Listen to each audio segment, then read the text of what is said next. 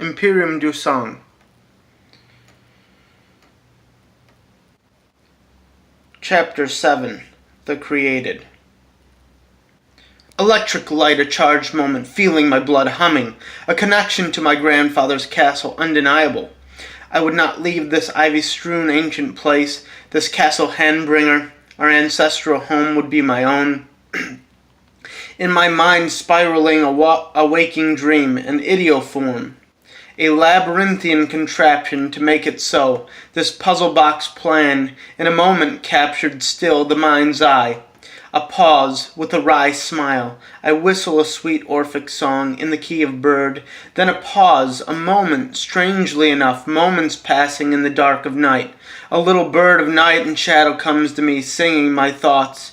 The bird seems to know my intentions. This bird of shadow and light took a message to the families of my blood that I've been breeding for centuries. When the message arrived at the families, they sent correspondence via horsemen. In our correspondence I dictated contracts which have been wrought by hand and will. These scripts and documents covered the business of metal shipping, refinement, and forging. Still, as I scoured this family castle, I found treasure, this treasure kept within a trapdoor, games hidden away in shadows. I left this gold, silver, and artifacts in caches strewn about the world. A disbursement at a time I did shuffle, so that I may slowly transfer them to the family at large. Riches for the game of business, and the watchful centurions, game of centuries. With the knowledge of the forge that was passed to me through fire, labor, toil, and blood, our family would create a high-grade carbon steel. The Shadow Syndicate's objective of this is so that we can push the Handbringer family's agenda by creating mortal businesses and influencing world politics as we did.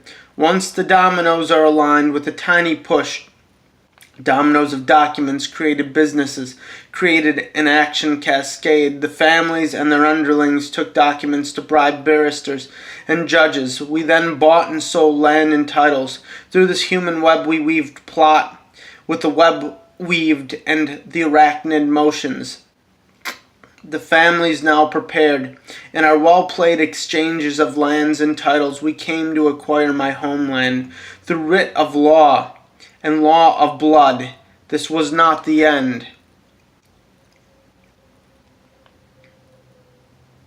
Over the years I spent there, we acquired lands and titles in other countries, foreign and domestic. As I spent time in those grand eloquent chambers, playing music to the wind seemed to listen. In a quiet moment after playing my grandfather's piano, one evening I was startled by a moon beast in a window clear. On this evening, this growling beast paused in that moonlit window. The beast slobbered and frothed, then paused and transformed himself into man. And this pack was already pledged to mine. Throughout the ages we spoke, and then he jumped back to the window. To wolf he became as he raced back to the night. Exploring what was the torture chambers, I felt the magnificent pain pour through me. These memories of this place resonated within me. I was the instrument, and the music of pain was playing upon me. I was set quivering, wondering if I was to awake from this nightmare daydream. Eventually finding the force to pull myself up from a corner, then I was led to panels and configurations of movements that opened to deeper chambers. As I played these walls with the subtle grace of the pianos I have played, walking, dragging my hand through twisting corridors in some sort of hypnotic state, I walked until seeing a glint, a flame in the distance. Standing fast, I prepared myself for what I might encounter. There was a relaxing energy putting me at some subtle ease. Stepping forward, each decided foot in front of the next. Now before me in these chambers, seeing this strangely disfigured monstrosity, the beast stood, and with a slight curtsy, then bow, introduced itself as Piador. My mind twisted with questions of trust. Then an ambient energy came upon me. This energy passed through me, around me, and stilled my troubled mind. Then Piador spoke. I serve a mission started in antediluvian days, before most mortals' dreams had begun. I lived before the first rise of the red sun, and it is upon us again. Before your sire was born, I had been. I knew your sire would be before he was, and now know of reasons that you and he have become. And evil has plagued us from these ages, and it has a name. Julius Luna. He cast his spell now, though you may only find hints and touches, enemies within and without.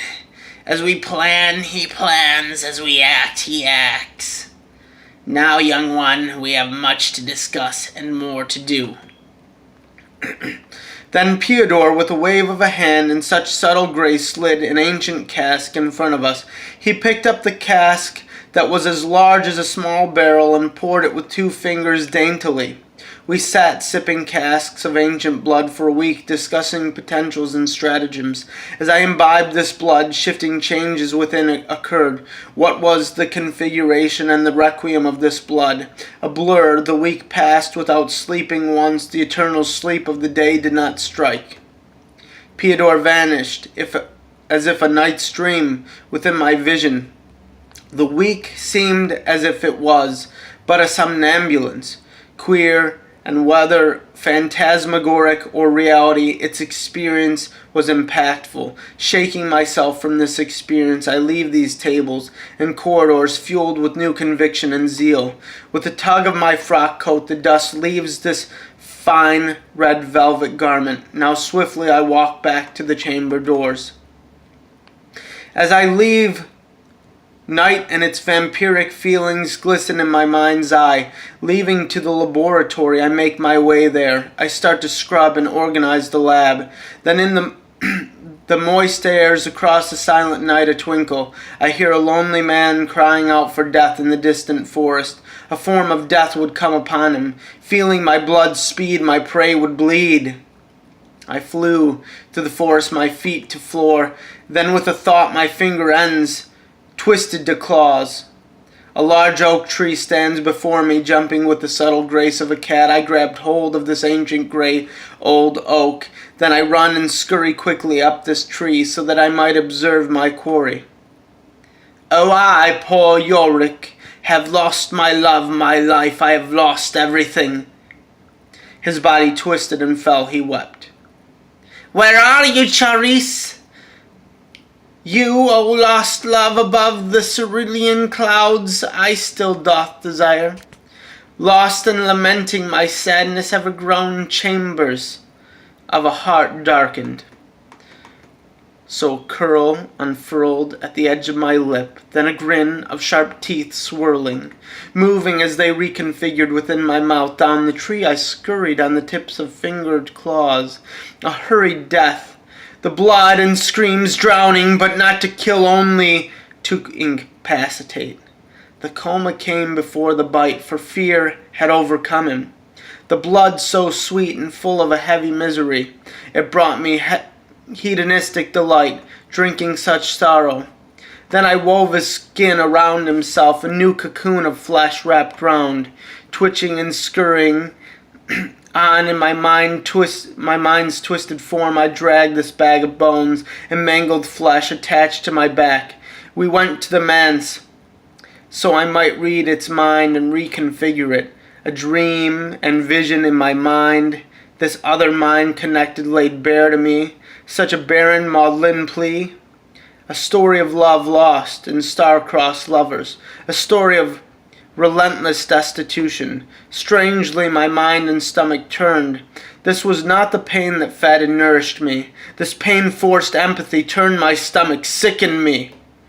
And for pain to do such to me, hurt me in a new way, a way that was alien to my experience? Walking the crypt's floors, pacing back and forth until I had to rest in Castle Handbringer. I had many places to hide during the day, drawing my hand against moss and stone of ages known and unknown, until I found a stone that seemed to sing to me in another key.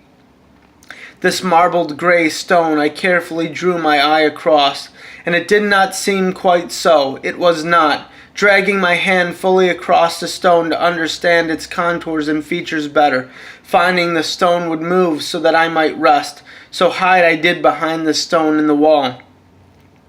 Behind the stone, there was a human-sized pocket in the earth where I could lay in a fetal position.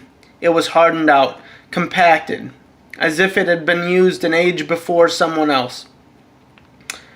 The earth kept my death until the night did rise, and again I rose to the night to contemplate the great distressing conundrum of Yorick.